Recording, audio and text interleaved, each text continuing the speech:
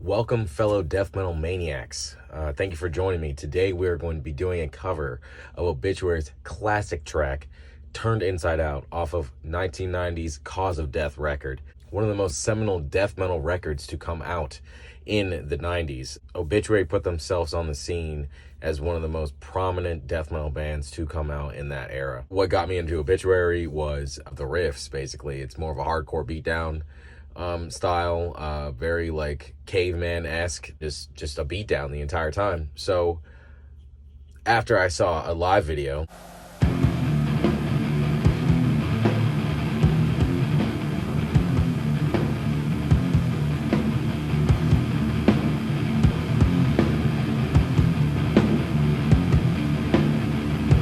that one, I was just hooked, basically. I didn't really get into Obituary when I was younger. I've been into death metal for a long time, but I didn't really listen to them. I kind of fell off the map for me. It just was one of those bands that didn't click with me at the time, until I heard this song and then this record, and it really made me recognize that they were definitely one of the masters around that time. I was more into Morbid Angel, Deicide, and stuff like that, for Florida death metal, and Death, of course.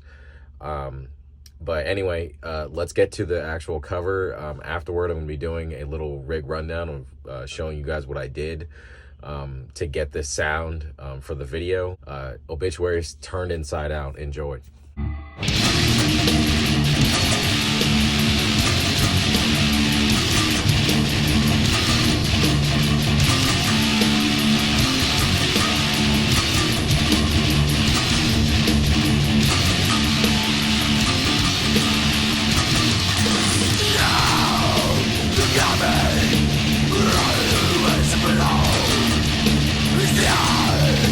Begin, the violence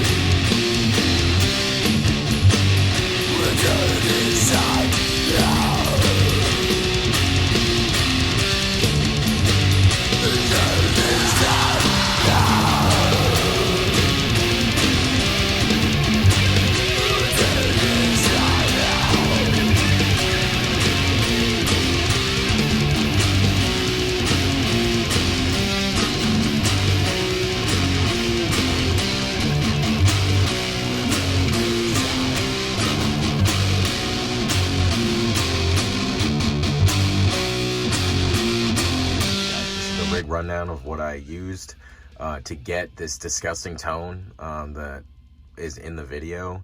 What you're hearing is my precious VH140C here, one of the most prominent death metal like amps to ever exist. I'll make a whole video of how I got this amp, and it's a very interesting story within itself, but definitely one of my prized possessions. I played a lot of shows with this. It's been very reliable. I've had to fix it multiple times myself, and it's been through a lot basically with me, and it's one of my prized possessions for sure. It's something I'll never probably give up.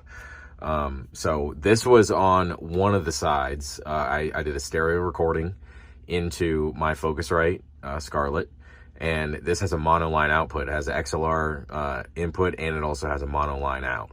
So I decided to use the XLR as one channel, and then I used my ABY box here with this classic Marshall Governor, which, another fun fact, Carcass used this on the Heartwork record along with a 5150, and got that the slamming tone that they got on that record.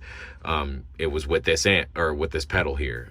So it has a loop input there, and that's what I used for the second channel on the Focusrite, and basically made a stereo recording with both of them.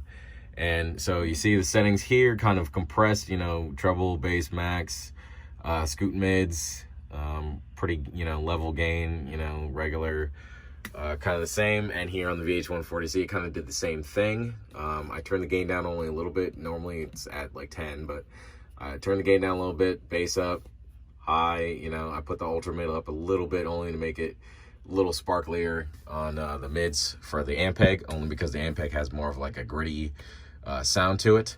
And then finally, one of my favorite guitars that I own, a BC Rich, I believe it's the Class X version or something like that. It was made for the Japanese market. I believe it was made in China, not sure, but I got it from a Japanese marketplace. It has the TM, so you know that does indicate that it's Class X, I believe. But my beloved BC Rich Ironbird, so far I have replaced the bridge here with just a regular like Amazon like Music Lily bridge or something like that. I'm about to switch these pickups here into a couple of Bill Lawrence pickups. I think the L500C maybe, or the R, one of the two, and then the L500. Maybe a couple other like, you know, aesthetic modifications, anything like that. And I've also just switched to the Hipshot tuners.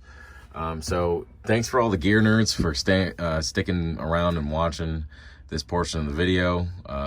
As always, please like and subscribe. I will be making some more videos very soon. And thank you for watching.